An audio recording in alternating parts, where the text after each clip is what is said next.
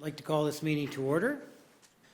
Thank you everyone for coming, guests in the gallery and council. I'd like to at this time give the opening to Councillor Susan Penner. Thank you, Mr. Mayor. This past week, I was at a convention, which include, I think, approximately 300 vendors and dealers in the building industry. And when they found out I was from Steinbach, I mean, these were from all across Canada. And when they found out I was from Steinbach, all of them knew where Steinbach was, the ones I talked to, and all of them asked me the question, how does Steinbach do it?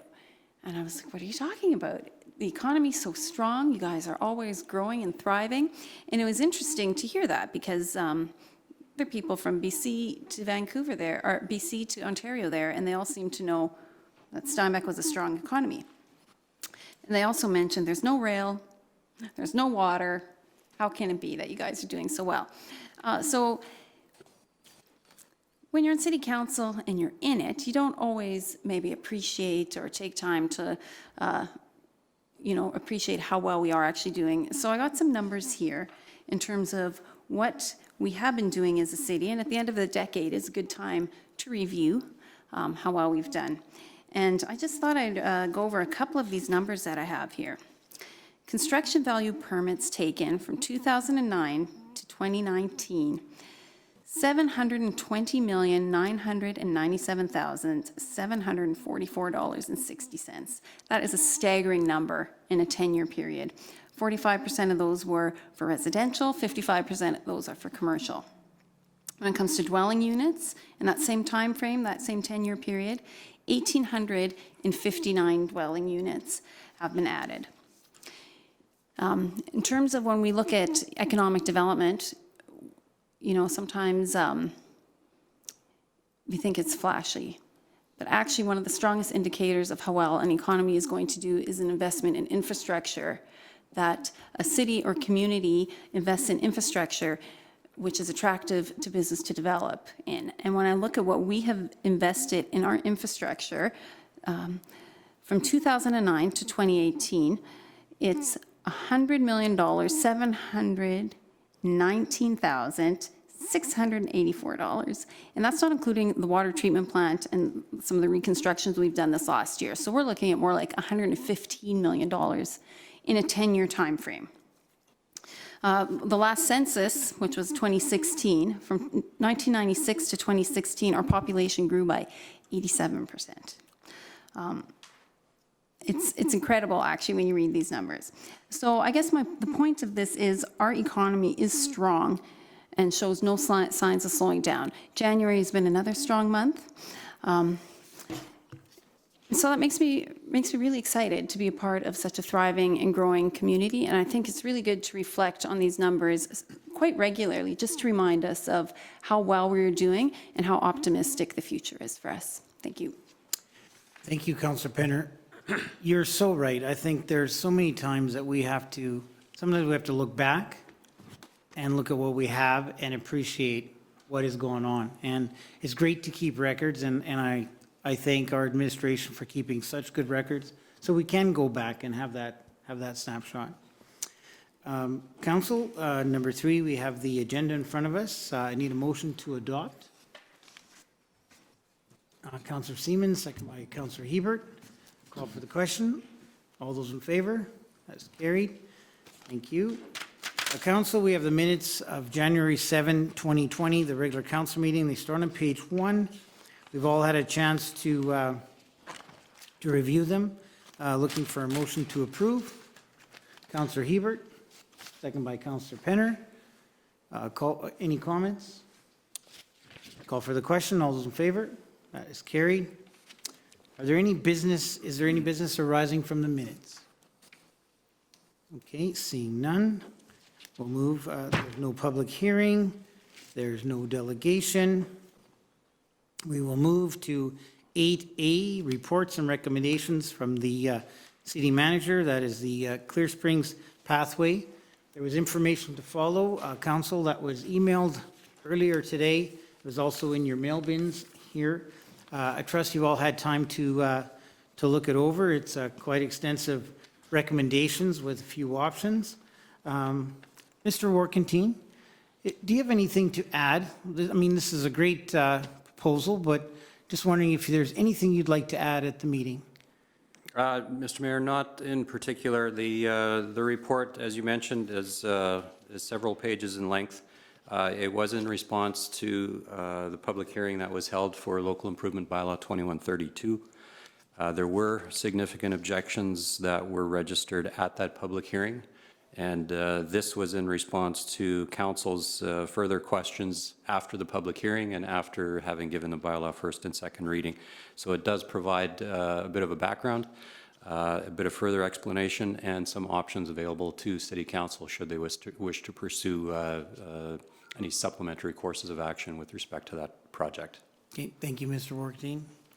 Well, Council, as Mr. Warkentine has stated, we've all had emails, contact. We've all talked to residents in the area, and we've seen this report. We've seen the recommendations, the options we have. Council, how would you like to proceed? Councillor Swagstra. Thank you, Mr. Mayor. I would like to put forward a motion, and then assuming there's a seconder, then I will have the opportunity to explain the motion. The motion is as follows. Be it resolved that for the Clearspring Greens pathway under Bylaw 2132, that the estimated cost of any pathway lighting be excluded from the local improvement project, and that the city shall fund the estimated pathway lighting cost through the Capital Development Reserve, subject to the 2020 financial plan being finalized. I so move. Do we have a seconder? Councillor Penner? Second the motion. Okay, go ahead, Councillor Swagstra. Thank you very much, Mr. Mayor. As you noted in your introductory remarks, we've certainly had a lot of feedback on this project, both at the public hearing and beyond. And as we said last week, this is a challenging one. It's a unique type of pathway that's being proposed. There's some challenges because of how the neighborhood was originally developed in terms of the zoning category and all that sort of thing. And we know that the total cost that is estimated is very high, and it's very high because it's a very long pathway. There's fencing that's going to have to be included. There's lighting that's proposed, and those sorts of things.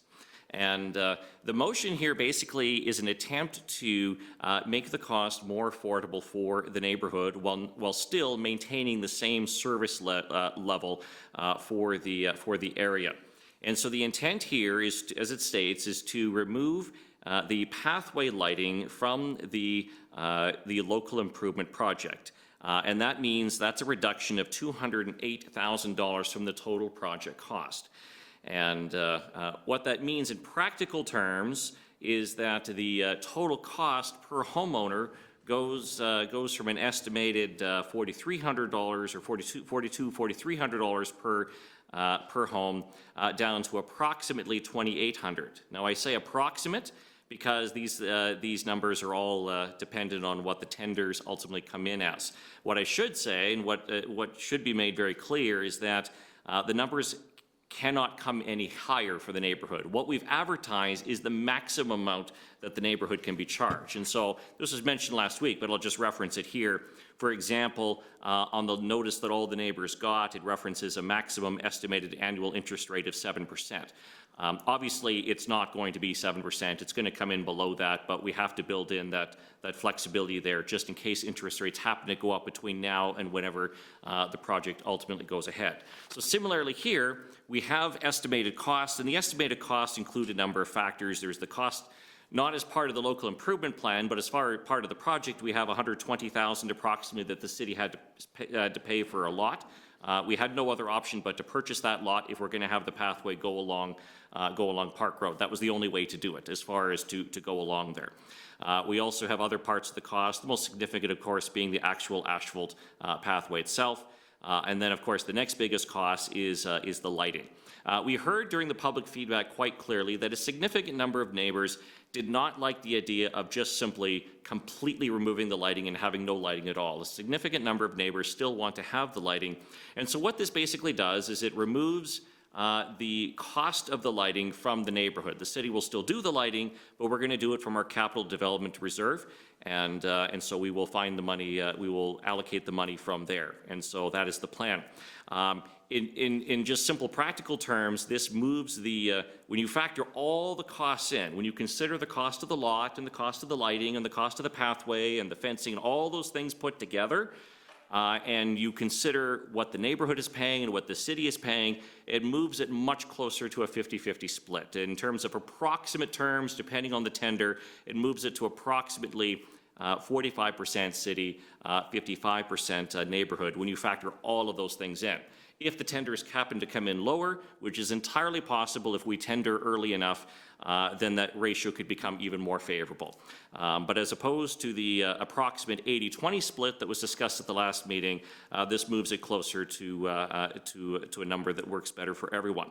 What we hope is that this shows that the city is looking for an approach that can get as much support to the neighborhood as possible. We do want to see this pathway go ahead.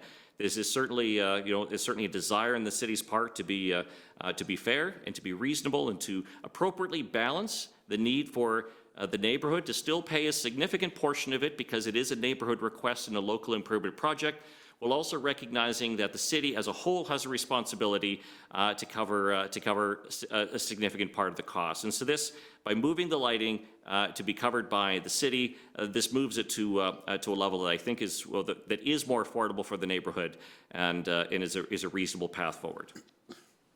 Councillor Penner? Thank you very much, Mr. Mayor. Councillor Zwagstra hit a lot of the points that I wanted to talk about, but also there's more that that I can input. First of all, I want to really just make sure to thank everybody that came in and gave us input. I know some of it may have been hard to hear, but it was how they were feeling, and for somebody to reach out and express how they are feeling to city councillors can be intimidating, and I really do want to thank the people that they came out here, especially in the public hearing, speaking out in front of us.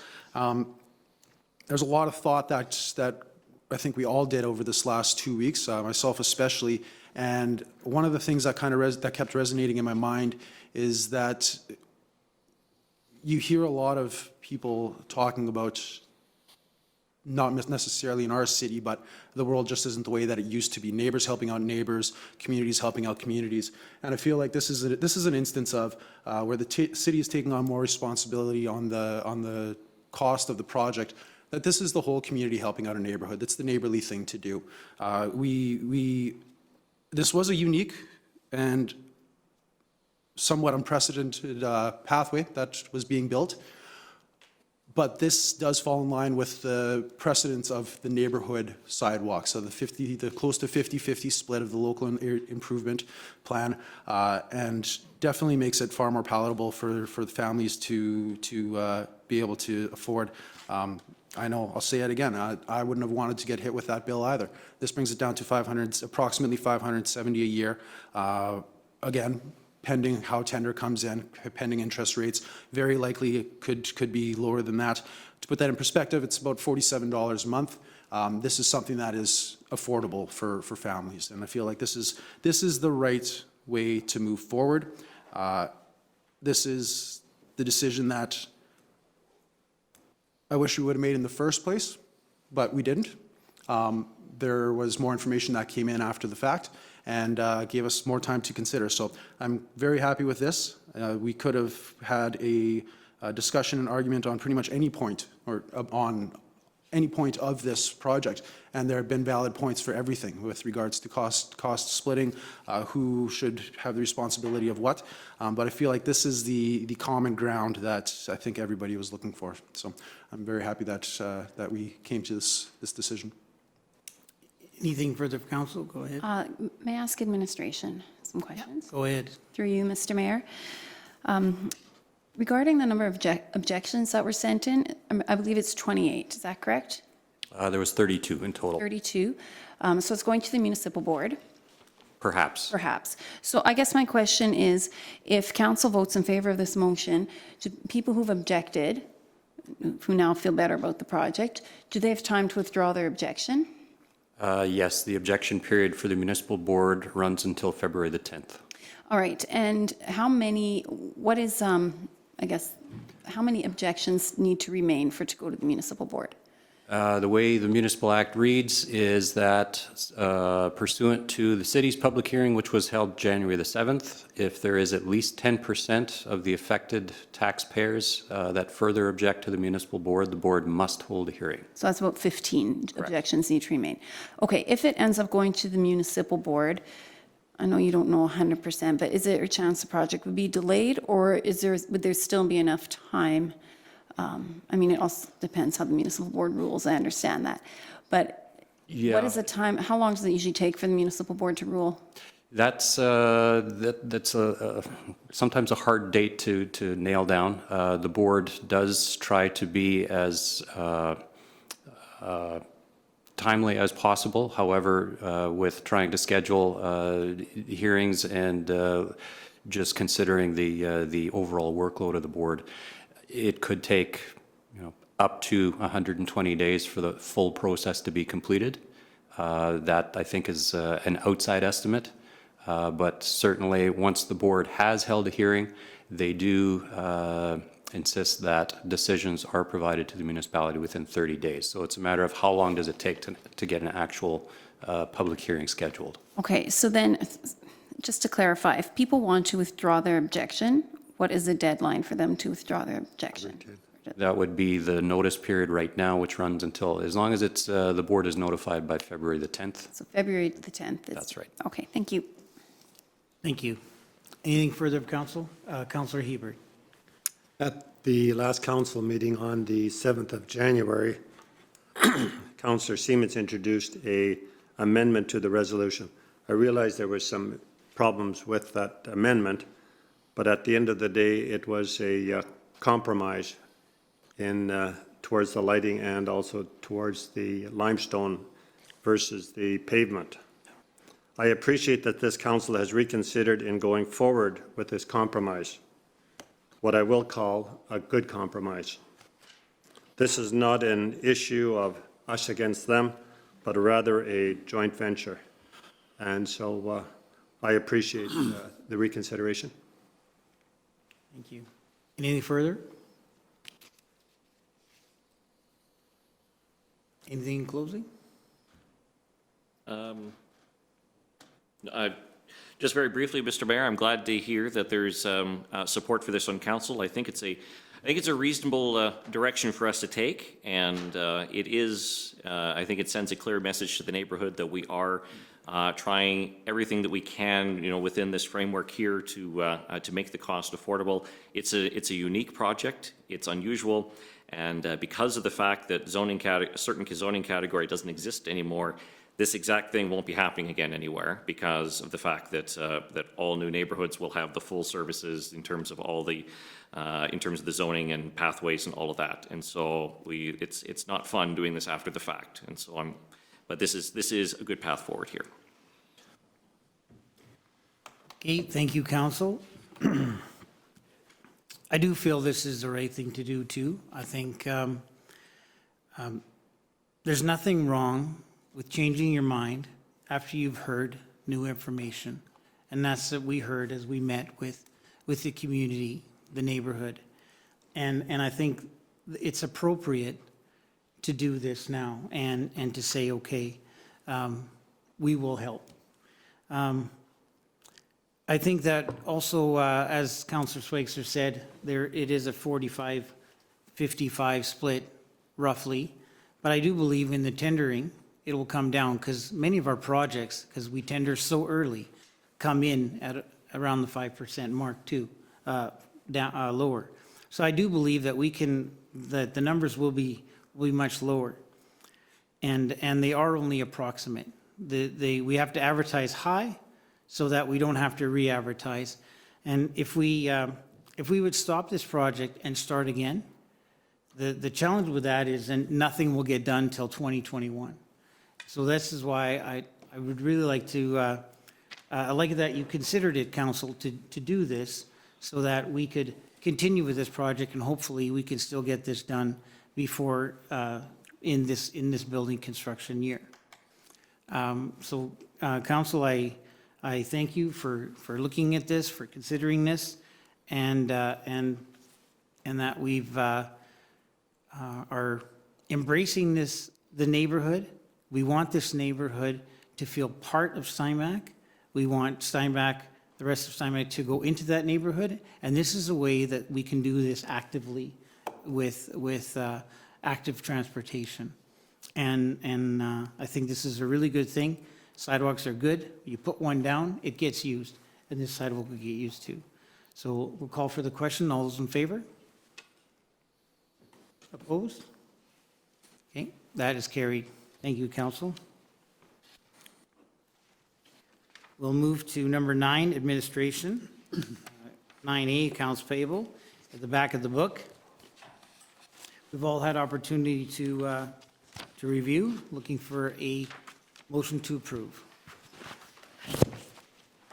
Councillor Penner, second by Councillor Hebert. All those in favor? That is carried.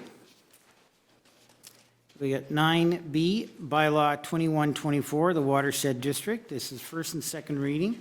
The Plain River Conservation District has been working for a few years to change their name to comply more with the provincial Watershed District Association. And I'm just going to call on Councillor Jake Hebert if you have any comments on this. The Conservation Act, the Water Conservation Act before, dealt with divisions within the province that were called conservation districts. And so the Watershed Districts Act that was enacted in January 1st of this year is changing the names to watershed districts. The difference for the province is there was 18 conservation districts, and that has now been downsized to 14. And for our area is staying exact, the Manning, Turon's, Upper and Lower Seine, which is what Steinbach represents, is staying exactly the same. Our borders are staying exactly the same. Okay. So, and our funding is still the same. We're still funding to the tune of $15,000. So this is a move for first reading, and I'd like to make that motion. Okay, so Councillor Hebert makes a motion. Do I have a seconder? Councillor Susan Penner. Okay, Councillor Hebert, is there anything left to say? The only thing I didn't say, the new name for the watershed district will be the Seine Rat Rosal Watershed. For it was a different name, but now it's going to Rat Rosal opposed to the name we had. Okay. Anything? Nothing further. Any further for council? Anything in closing? Okay, we'll call for the question. All those in favor? That's carried. Looking for we'll go right into second reading. Looking for a motion for second reading. Councillor Penner, second by Councillor Hebert. Any comments? Comments? Nothing further. Nothing in closing? No, sir. Call for the question. All those in favor? That is carried. 9C, Lexington subdivision, 4451, 2019, 8186. Starts on page 27 in our package. Mr. Worthing, could you please introduce this? Yes, Mr. Mayor, this is subdivision file 2019-8186. This is a proposed amendment to a subdivision plan that council did review and consider last fall. It is an amendment to what are currently 9 single-family residential lots on the west side of this phase. There was some supplementary information provided to council after the agenda package had been prepared. It's actually for 7 lots on Windsor Gate. It's shown highlighted in blue, and it's changing 9 single-family lots to 6 two-family and 1 single-family lot, subject to development agreement amendment. The recommendation from administration is that council approve this amended subdivision application. Council, would you like to proceed? Councillor Swagstra. Thank you, Mr. Mayor. I will make the motion to approve. Do we have a seconder? Councillor Hebert. Go ahead, Councillor Swaik. Thank you, Mr. Mayor. This is a relatively minor change to the Lexington, the proposed subdivision. We have obviously given prior approval to the subdivision, but this is a revision, and as has been noted, essentially changing 9 single-family residential lots into 6 duplex lots and 1 single-family lot. And so total reduction, slight reduction in total number of dwelling units. And so I think it makes sense to approve. The staff is, reduction to the total number of lots as opposed to, is the change. But I think it makes sense to move ahead. It's a minor change. It's still residential. It's just simply a slight change in the type of residential. Nothing further. Further of council? Anything close? No. Okay, council, call for the question. All those in favor? That is carried. We go to 9D, excavator's license. That's on page 60. Favorite part? Motion to approve, Councillor Oh, I'll Penner. take it. I'll take it. I know it's one of your favorite things. Second by Councillor Hebert. Don't know why it's here, but I'll do it. Any comments? Convince me. Why? No comment. We'll just call for the question. All those, oh, you have a comment? I do actually have a comment. Go ahead. Thank you, Mr. Mayor. In our SPC last week, we actually had a captivating explanation of excavator license from administration, and I do just want to let Councillor Penner know we were given direction from, administration wanted direction if they should keep this in council for voting or not, and we all as council collectively chose that it would be in your best interest if we did. So much to your pleasure, we kept this on the agenda. Thank you, Mr. Mayor. We did. All right. Excellent. Thank you. Can I Oh, get we an had- explanation of each license with that? I'll have that put in your mail bin. Okay, council, call for the question. All those in favor? That is carried. Thank you. Council question period. Any questions of council? Okay, seeing none. There are no correspondence and petitions. Other business? Okay, seeing none. Motion for adjournment. Councillor Penner, second by Councillor Hebert. Call for the question. All those in favor? That is carried. Okay, our next regular council meeting is Tuesday, February 4th, 2020, at 7:30. Thank you, council.